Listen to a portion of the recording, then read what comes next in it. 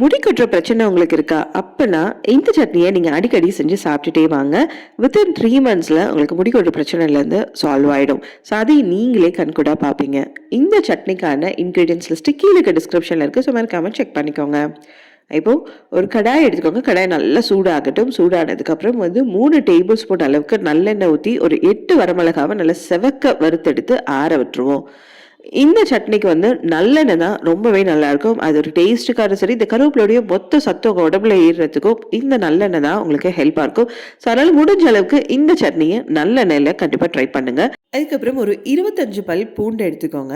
இந்த பூண்டையும் அந்த நல்லெண்ணெயிலே நல்லா செவக்க வறுத்தெடுத்துருங்க. இது நீங்கள் எடுத்து மசிச்சிங்க அப்படின்னா நல்லா மசியும். அந்த பக்குவம் வர வரைக்கும் நல்லா செவக்க வறுத்து அதனால் பூண்டெல்லாம் வேகிற அளவுக்கு நல்லா வறுத்தெடுத்து ஒரு பிளேட்டில் எண்ணெய் எதுவுமே இல்லாமல் அந்த பிளேட்டில் போட்டு நல்லா ட்ரான்ஸ்ஃபர் பண்ணிவிட்டு ஆற விட்டுருங்க. அது பாட்டு ஆறிட்டே இருக்கட்டும். அதுக்கப்புறம் இந்த மெயின் இன்க்ரீடியண்ட்டான கருவேப்பிலை. அந்த கருவேப்பிலை நீங்கள் எவ்வளோக்கு போடுறீங்களோ அவ்வளோக்கு ரொம்பவே டேஸ்ட்டாக இருக்கும். ஸோ ஒரு 1 கைப்பிடி அளவுக்கு கருவேப்பிலை நல்லா கழுவி எடுத்து க்ளீன் பண்ணி ஆற வச்சுருங்க. ஃப்ரெஷ்ஷாக இருக்கிற கருவேப்பிலை தான் இந்த சட்னிக்கு ரொம்ப டேஸ்ட்டாக இருக்கும். ஸோ அதனால் ஃப்ரெஷ்ஷாக இருக்கிற கருவேப்பிலையை நான் ஒரு கைப்பிடி அளவுக்கு கருவேப்பிலை போடுறேன். இதை போட்ட உடனே மீடியம் ஃப்ளேமில் வச்சுருங்க. ஏன்னா ரொம்ப ஹை ஃப்ளேமில் இருந்தது அப்படின்னா டக்குன்னு கருகிடும். ஸோ மீடியம் ஃப்ளேமில் வச்சு இந்த மாதிரி எல்லா கருவேப்பிலையும் நல்லா கிறிஸ்பாக வர வரைக்கும் வறுத்தெடுத்து அந்த பிளேட்டில் ட்ரான்ஸ்ஃபர் பண்ணிடுங்க. ஸோ இவ்வளோ தாங்க வறுக்கிறது எல்லாமே வறுத்தாச்சு. அது பாட்டு நல்லா ஆறட்டும். ஆறுனதுக்கு இது சட்னி அரைக்கிறதுக்கு தேவையாக இருக்குது ஒரு சின்ன அரநெல்லிக்காய் சைஸ் அளவுக்கு புளி, தேவையான அளவு உப்பு. இது எல்லாமே எடுத்துகிட்டு நம்ம மிக்ஸி ஜாரில் ஒன்று ட்ரான்ஸ்ஃபர் பண்ணிவிட்டு அரைச்சி எடுக்க போகிறோங்க. ஸோ எப்போவும் வழக்கம் போல் தான் எப்போவுமே ஃபஸ்ட்டு இது எல்லாமே போட்ட உடனே தண்ணி ஊற்றிடாதீங்க. ஃபஸ்ட்டு ட்ரையாக அரைச்சிக்கோங்க.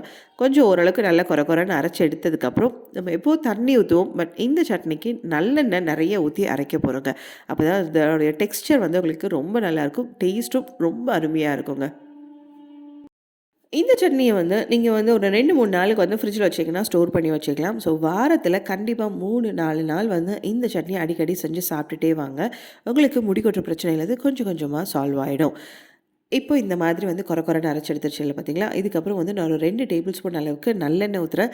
இதுக்கப்புறமும் உங்களுக்கு அரைக்கல அப்படின்னா ஒரு 2 டேபிள் ஸ்பூன் அளவுக்கு தண்ணி ஊற்றிட்டு அரைச்சி எடுத்துட்டீங்க அப்படின்னா இந்த சட்னி உங்களுக்கு ரெடி ஆயிடும். இதுக்கு தாளிப்புலாம் எதுவுமே தேவையில்லை. நீங்கள் அப்படியே இட்லி, தோசை, சப்பாத்திக்கெலாம் சாப்பிட்லாம். சுட சுட சாதத்துக்கு இந்த கருவேப்பிலை துவையல் தேவைப்பட்டதுன்னா எக்ஸ்ட்ரா ஒரு கொஞ்சமாக நல்லெண்ணெய் ஊற்றி பிசைஞ்சு சாப்பிட்டீங்க அப்படின்னா ரொம்பவே அருமையாக இருக்குங்க. இந்த சட்னியை கண்டிப்பாக ட்ரை பண்ணுங்கள். ட்ரை பண்ணிவிட்டு இந்த ரிசல்ட்ஸ் எப்படி இருந்ததுன்னு சொல்லிட்டு கீழே கமெண்ட் பண்ணுங்கள். இந்த சட்னி உங்களுக்கு பிடிச்சிருந்தது அப்படின்னா கீழே கமெண்ட் பண்ணி உங்கள் ஃப்ரெண்ட்ஸ் எல்லாருக்குமே ஷேர் பண்ணுங்கள். இப்போ தான் கெட்டி சட்னி சேனலை ஃபர்ஸ்ட் டைம் பார்க்குறீங்க அப்படின்னா மறக்காமல் சப்ஸ்கிரைப் பண்ணி பக்கத்தில் இருக்க பெல் ஐக்கானை கிளிக் பண்ணுங்கள். ஒவ்வொரு வாரமும் ஒவ்வொரு புது புது சட்னி வகைகள் வந்திருக்கு. ஸோ மறக்காமல் ஃபாலோ பண்ணுங்கள்.